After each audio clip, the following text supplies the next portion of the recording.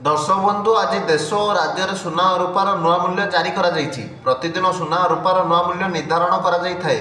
तेबे आज सुना और रूपार मूल्य केते अछि आपण माने जदि सुना और रूपा किनिबाकू चाहउछन्ती ते भिडियोटी आपण माने निश्चय देखंतु। आज दर्शक बंधु भारतीय बाजार में 24 कैरेट सुनार दाम 10 ग्राम पिछा 99,930 टका रही। सेहीपरि 22 कैरेट सुनार दाम 10 ग्राम पिछा 91,600 टका को छुईछि।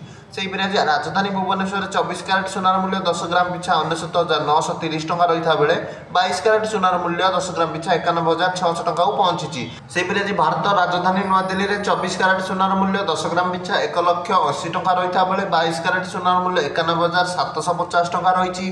सेहीपरि आज मुंबई में 24 कैरेट सुनार मूल्य 99,930 और 22 कैरेट सुनार मूल्य 91,600 टका रही।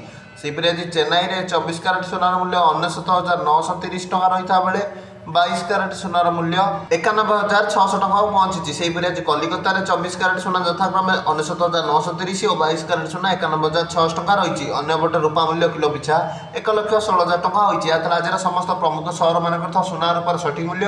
वीडियोटी भल लगे वीडियोटी को लाइक और चैनल को सब्सक्राइब कर दिंतु।